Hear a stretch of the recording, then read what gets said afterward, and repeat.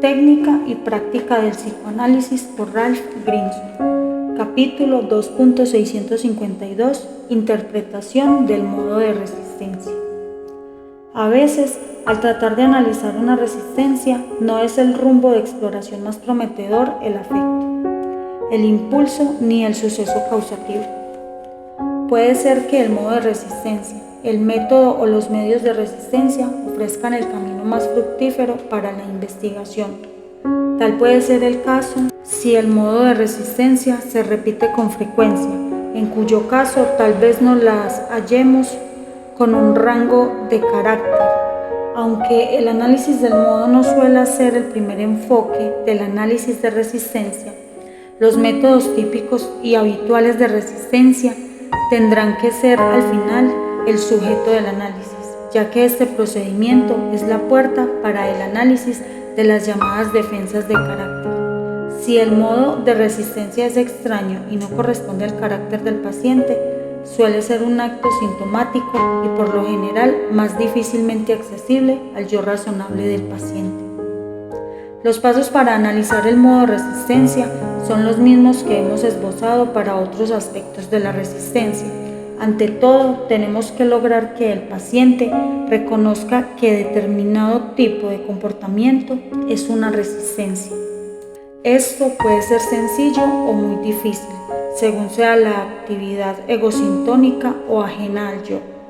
Si el comportamiento de resistencia es un rasgo de carácter egosintónico, la cuestión estriba entonces en averiguar cuán difícil sea hacer el comportamiento egodistónico. Dicho de otro modo, si uno puede contar con la ayuda del yo razonable del paciente y hacer que el analista en la consideración de esa actividad como resistencia. Pfennig en 1941, página 66-8.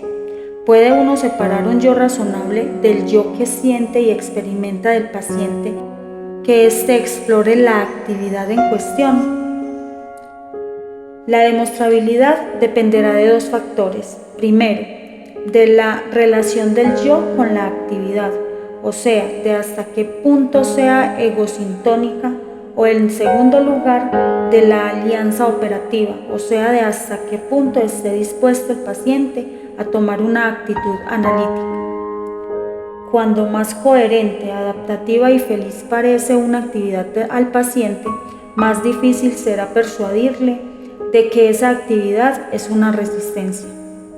En nuestra sociedad, por ejemplo, no es fácil hacer que una paciente considere su limpieza habitual en sus asociaciones libres y en su vida exterior como algo analizable.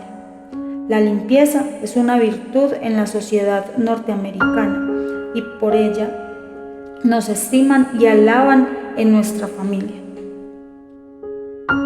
El bombardeo de la comunidad anunciadora contribuye a hacer de la limpieza una ideal del yo para muchas personas, aún más adelante en la vida. Esto es muy diferente del intento de analizar una actividad más ajena al yo. Por ejemplo, un paciente en una transferencia hostil muy fuerte se duerme momentáneamente durante su sesión. A pesar de la actitud agresiva para conmigo, el paciente podría reconocer que el dormirse durante la sesión era una resistencia.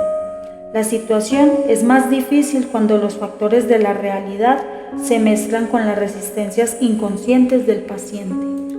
Por ejemplo, una paciente pasa buena parte de su hora hablando de los peligros de un ataque con bombas nucleares y de si sería aconsejable trasladarse al Medio Oeste, donde ella estaría más segura. Cuando insinuó que tal vez ella se sentía más segura alejándose de mí y del psicoanálisis, se enoja visiblemente y calla. Después me recuerda truculentemente que la gente está construyendo refugios contra las bombas. Tras de una pausa, reconozco que hay alguna posibilidad de un ataque nuclear, pero creo que sus reacciones son impropiamente intensas. La mayoría de los expertos son de opinión de que los refugios no son protección suficiente y que tampoco el irse a otro lugar garantiza su seguridad. Entonces la paciente empieza a hablar, reconoce que sus temores podrían ser desmesurados, pero nada más el pensar en una explotación atómica la horroriza. Le digo que toda persona razonable teme la guerra atómica, pero que en ella debe haber algo que hace su temor más fuerte, como para pensar en descuajar su vida. Lentamente la paciente empieza a hacer asociaciones. Sus pensamientos la llevan a su infeliz matrimonio, a sus años de frustración e inhibición y su deseo de salir de su sistema, de empezar una vida nueva. Ahora estoy en condiciones de demostrarle que es la rabia acumulada dentro de ella la que amenaza estallar. Eso es lo que la hace parecer tan inminente la explotación nuclear y hace subir su temor de punto hasta convertirlo en terror. La paciente parece entender y en varias sesiones subsiguientes laboramos productivamente con este asunto. Quiero hacer aquí una pausa para subrayar un punto técnico pequeño pero importante. Siempre que los factores de la realidad componen una resistencia, hay que conocer debidamente esos factores. Marmor, 1958. Si no se hace así, el paciente se aferrará tanto más tercamente al elemento de realidad de la resistencia y pasará el tiempo tratando de convencer al analista de la lógica de su argumentación. Nótese cómo mi paciente sacó a colación los refugios antibomba cuando quise interpretar su fuga al Medio Oeste como una huida del análisis. Solo después de haber yo reconocido que había algo de realidad en su temor, pudo empezar a laborar conmigo, formar una alianza de trabajo.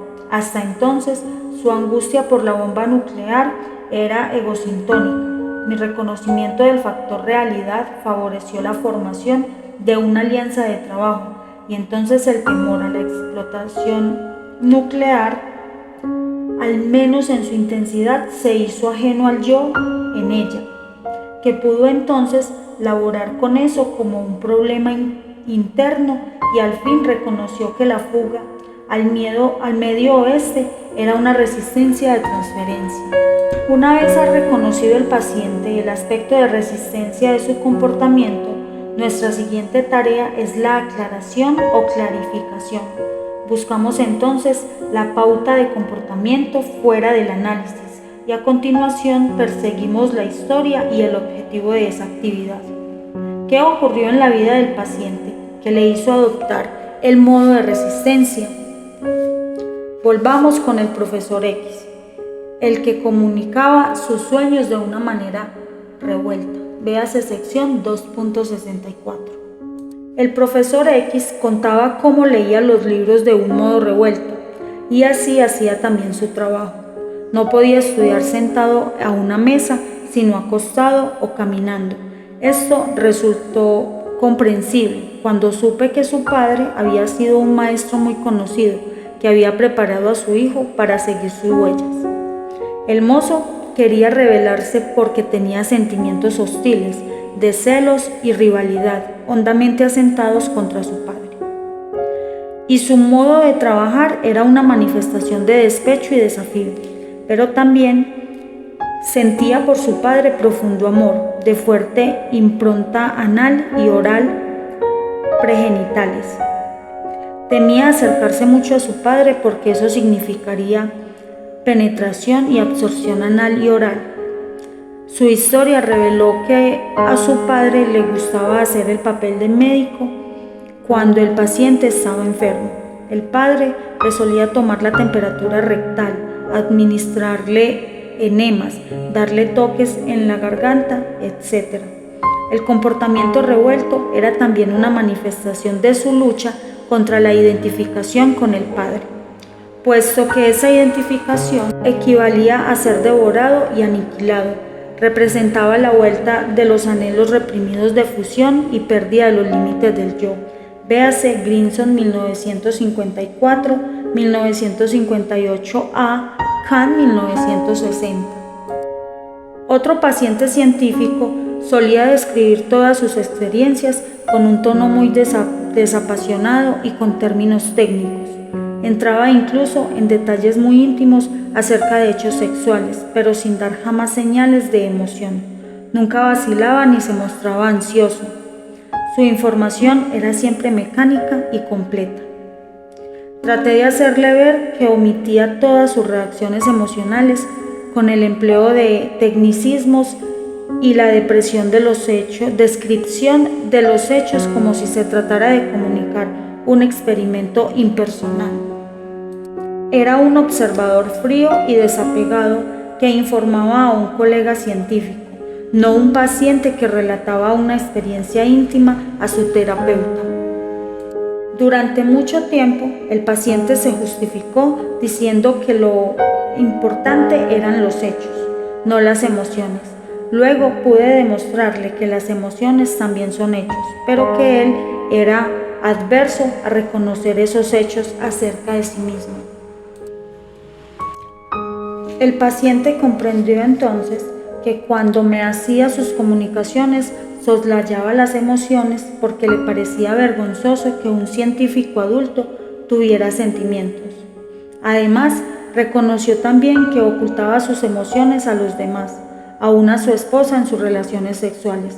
Este comportamiento lo hacía datar él de su infancia, cuando su padre, ingeniero, manifestaba desprecio por las personas emotivas, a las que consideraba débiles y poco conscientes. Al final, el paciente acabó por reconocer que consideraba la manifestación de las emociones equivalente de la incontinencia y la pérdida del dominio del sí. Para él, frialdad era igual a limpieza y calor emocional igual a suciedad y descontrol.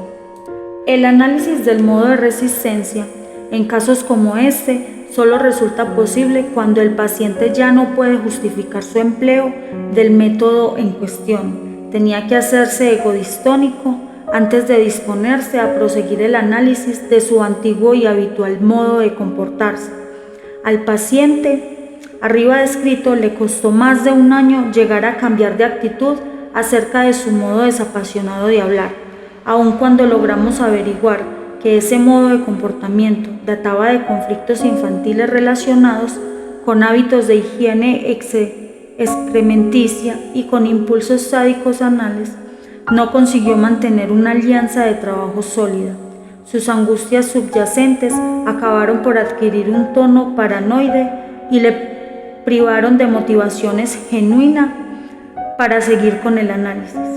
Estaba dispuesto a dejarse analizar solo si podía seguir igual en lo esencial y emocionalmente inconmovible. Acabamos por convenir en dejar el análisis. Capítulo 2.53. Recapitulación. Si recapitulamos ahora los procedimientos generales en el análisis de la resistencia, podremos delinearlos del modo siguiente. 1. Reconocer la resistencia.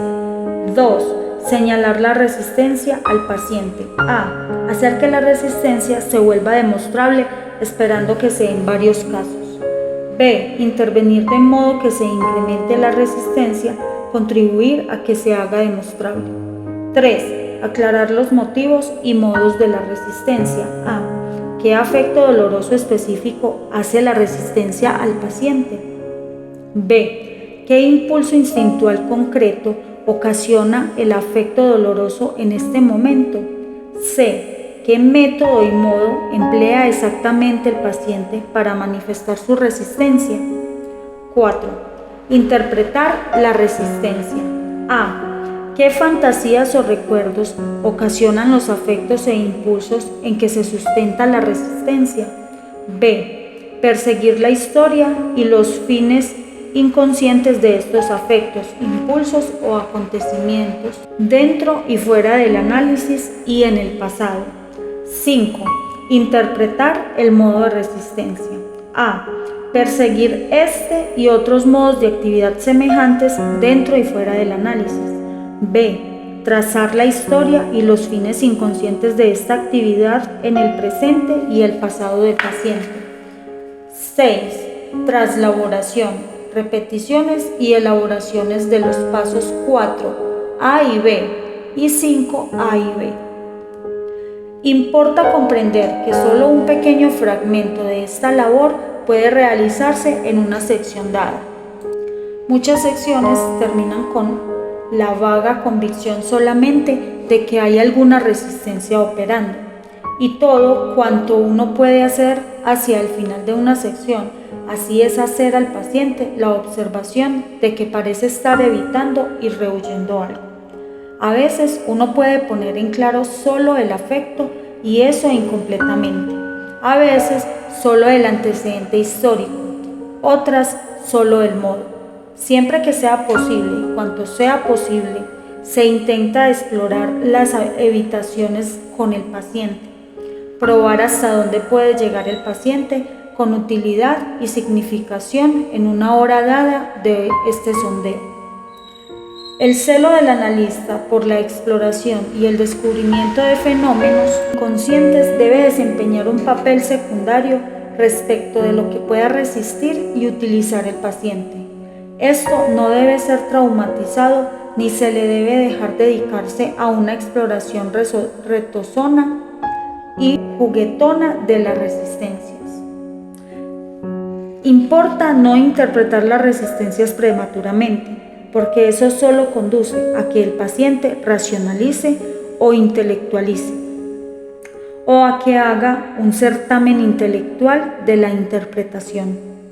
En uno u otro caso, priva a la experiencia el impacto emocional, y así se añade a las resistencias en lugar de reducirlas. El paciente debe tener la oportunidad de sentir las resistencias, de convencerse de su fuerza y su tenacidad. Conviene saber cuándo hay que ser activo y cuándo pasivo en una labor analítica. La demasiada paciencia puede dejar que el paciente pierda un tiempo valioso en que podría laborar eficazmente. La demasiada actividad puede interferir con la capacidad de ser activo del paciente o bien dar satisfacción a sus deseos pasivos. También puede removilizar sus cedidos cuando el paciente esté desapercibido y provocar así una situación traumática. Y sobre todo, la demasiada actividad puede hacer que se rehuya el impacto emocional y el análisis de la resistencia se vuelva juego de adivinanzas. Véase Freud 1914c, página 155,441-2, Fenichen 1941, página 36-43. Es importante además no coadyuvar a la resistencia del paciente empleando el mismo género de resistencia que él. Si está callado, uno debe tener cuidado de que el silencio propio no sea una contrarresistencia. O si emplea un lenguaje ampuloso, obsceno o manido, hay que evitar seguirle en esa resistencia o hacer lo contrario. Lo que conviene es ser inequívoco e ir al grano, sin tosquedad, jugueteo provocativo ni reproches. Los pasos y el orden que siguen varían según la sección o el paciente. Uno puede seguir solo el camino que parece más prometedor en la exploración en un momento dado.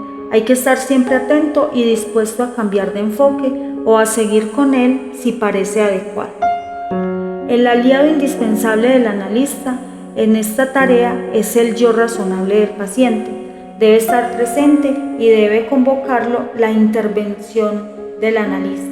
De otro modo, tiene uno que esperar a que se animen las tormentas emocionales y vuelva el yo razonable. Esto puede expresarse en función de las relaciones con el analista. Ha de haber una alianza de trabajo presente o equivocable antes de embarcarse en el análisis profundo de la resistencia. Es condición sine qua non de la interpretación, Grinson 1965a. Esto lo ilustraremos en detalles en el capítulo 3. Capítulo 2.66. Problemas especiales en el análisis de la resistencia. 2.661. Las resistencias de las primeras secciones. Al empezar el análisis, en las primeras secciones, cuando el analista ha reconocido una resistencia y se ha demostrado al paciente, antes de proceder en la exploración del motivo o el modo de la resistencia, hay que considerar la interpolación de los siguientes pasos. Debe decírsele al paciente que la resistencia es una actividad suya, es una acción que ejecuta inconsciente, preconsciente o conscientemente. Fenichel, 1941, página 35. No es algo que le suceda al paciente pasivamente, aunque él quizá lo sienta así. Esto tiene su importancia porque muchos pacientes sienten sencillamente que tienen una resistencia, como quien dice que les sobreviene, y propenden a sentirse perdidos y resignados. Yo he comprobado que es bueno educarlos en este punto. Por ejemplo, un paciente me dirá que su cerebro es un blanco. Al cabo de cierto tiempo de esperar he descubierto que es bueno comunicar a mis pacientes que el cerebro parece vacío solo cuando uno está tratando de evitar o rehuir algo. Entonces les digo que dejen flotar sus pensamientos a la deriva con la noción: estoy evitando algo, y que le digan lo que se les ocurra. Inevitablemente aparecerán algunas asociaciones. Puedo acentuar aún el punto recordándoles que su cerebro no está en blanco cuando están acostados tranquilamente en su casa o cuando se permiten divagar mientras van manejando un automóvil, y que igual debe ser aquí, a menos que algo se oponga e impida que las cosas lleguen a su mente y les impida a ellos descubrirlas al paso. 2. Debe decírsele al paciente en un momento apropiado que el descubrimiento y análisis de la resistencia son partes importantes, notorias y respetables del psicoanálisis. La resistencia no es un error, una falta ni una debilidad del paciente. No tiene que sentirse criticable ni rechazado por tener resistencia. Naturalmente, es de capital importancia estar seguro de su propio tono de voz cuando se le señala la resistencia al paciente. Las palabras del analista quizá diga al paciente que está muy bien tener resistencias, pero si el tono es reprochable, las palabras pierden su significado. Hay que hacer comprender al paciente que el análisis de la resistencia es una parte necesaria, inevitable y fructífera del procedimiento psicoanalítico. Después de haber conseguido analizar algún aspecto de una resistencia al principio de un análisis, trato de convencer de la validez de la idea de que el análisis de la resistencia es fructífero y conveniente. Creo que estas intervenciones son importantes en las primeras secciones porque contribuyen a crear cierto ambiente en la situación analítica. Quiero que mi paciente se sienta con derecho de conocer ciertas cosas de lo que pasa en el análisis, para que sepa que es mi colaborador en la situación analítica. Quiero facilitarle la formación de una alianza de trabajo. No quiero que se sienta como un niño que ha de estar a oscuras, ni que yo soy un experto muy por encima de él. No deseo crear una atmósfera autoritaria, misteriosa ni paternal. Deseo que sea una situación entre dos adultos serios que laboran arduamente, uno necesitado de ayuda de otro experto, pero ambos igualmente serios y responsables en su cooperación. Y deseo proporcionarle cuantos medios educacionales pueda necesitar para ayudarle a ser un paciente analítico, para ayudarle a laborar en el análisis.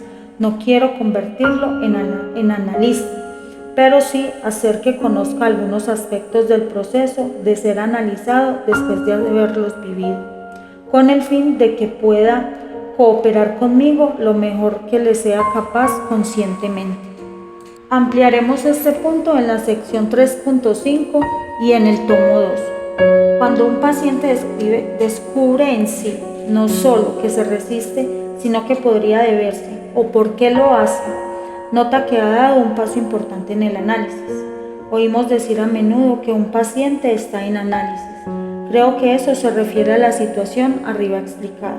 Significa que una parte del yo del paciente, el observador, el razonable, tiene ahora la facultad de echar en su cuenta de vez en cuando una mirada a la parte que siente y experimenta de su yo y de la labor en calidad del aliado con el analista, o sea, de identificarse temporalmente con el modo de trabajar de éste. Se ha fundado temporal y parcialmente una alianza de trabajo. De ninguna manera significa esto que él puede analizar cabalmente sus propias resistencias, pero al menos conoce la importancia del análisis de las resistencias y adopta una actitud analítica frente a ellas, en lugar de tratar de evitarlas, ocultarlas o disimularlas. En las primeras secciones tengo buen cuidado de no emplear las palabras resistencia, sino frases como esta: usted está evitando, rehuyendo, esquivando, haciendo regates, andando a las vueltas, ocultándose, jugando al escondite, etc. Aunque la palabra resistencia es del lenguaje corriente, también es un tecnicismo y trato de evitar su empleo. En las primeras secciones pongo empeño en preguntar al paciente cómo se sentía mientras iba describiendo algún acontecimiento en su visita. Lo hago para acostumbrarlo a introducir sus emociones y sus reacciones físicas en sus asociaciones. De modo semejante, le pregunto qué se imaginaba mientras estaba en marcha de cierta actividad, para que se vaya adquiriendo conciencia de la importancia que tiene la vida de su fantasía. Los tres procedimientos arriba descritos tienen en común el objetivo de favorecer la formación de una alianza de trabajo entre el yo razonable del paciente y el yo analizante del analista. Esto se describirá más detalladamente en los capítulos 3 y 4 y en el volumen 2. Capítulo 2.662. Resistencia a la resistencia. En la práctica clínica suele uno descubrir que la resistencia no consiste en una sola fuerza que se opone a un contenido.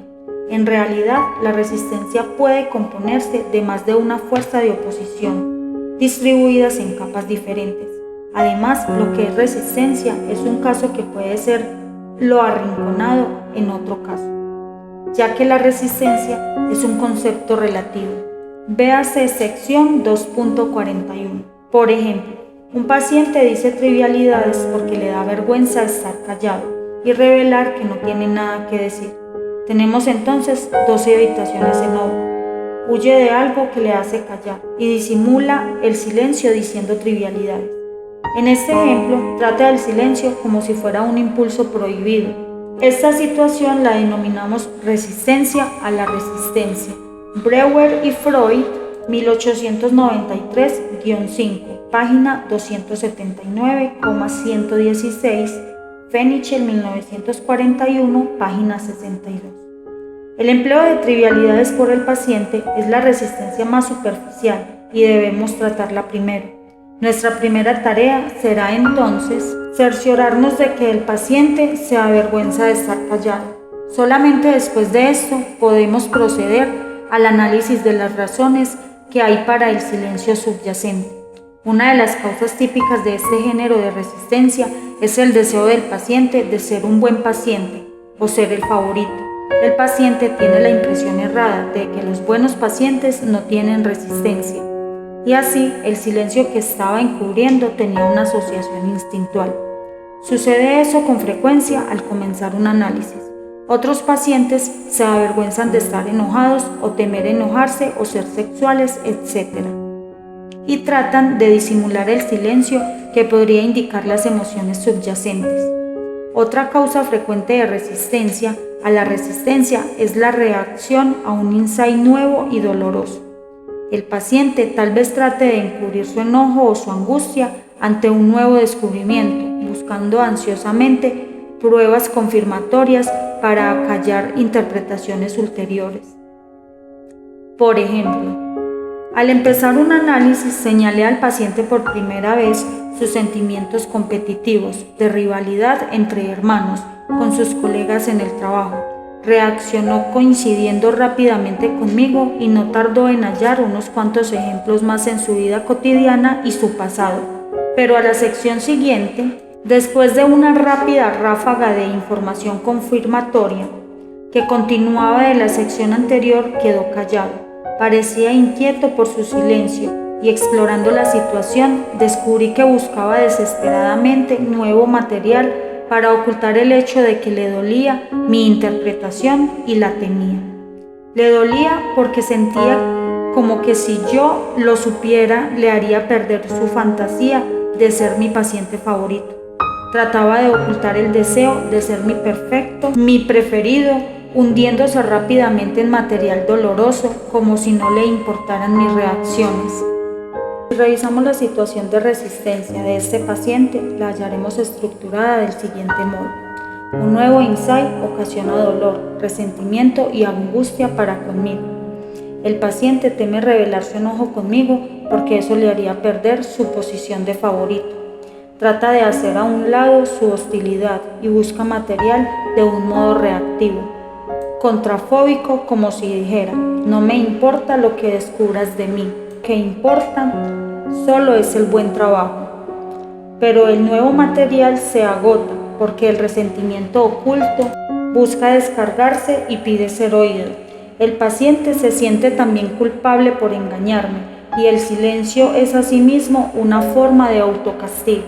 De una manera general, he hallado que los pacientes ocultan sus resistencias por dos razones principales. Una, porque le avergüenza o asusta la revelación de un estado de resistencia. Resistencia significa defecto y tendrá por consecuencia castigo o pérdida de amor.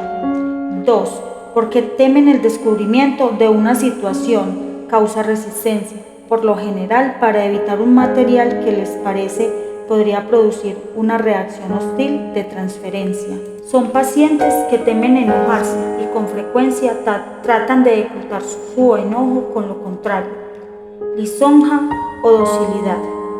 Buenos ejemplos son los candidatos en entrenamiento que evitarán mencionar una reunión donde yo dije algo desacertado o hablará solo de aquello con que conducen y se saltarán el resto.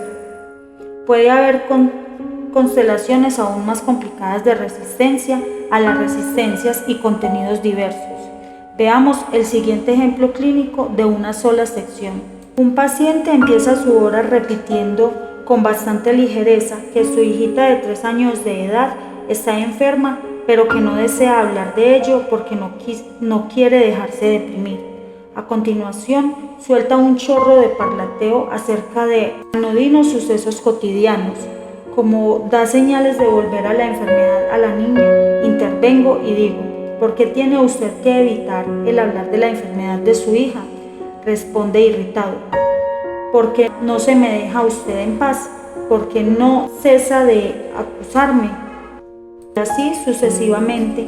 Quedo callado. Lentamente empieza a hablar de la enfermedad de su hija, de cómo llamaron a consulta a un médico que les dijo que tal vez necesitará una intervención quirúrgica y cómo le espantaba esa posibilidad por miedo de que pudiera morir la niña.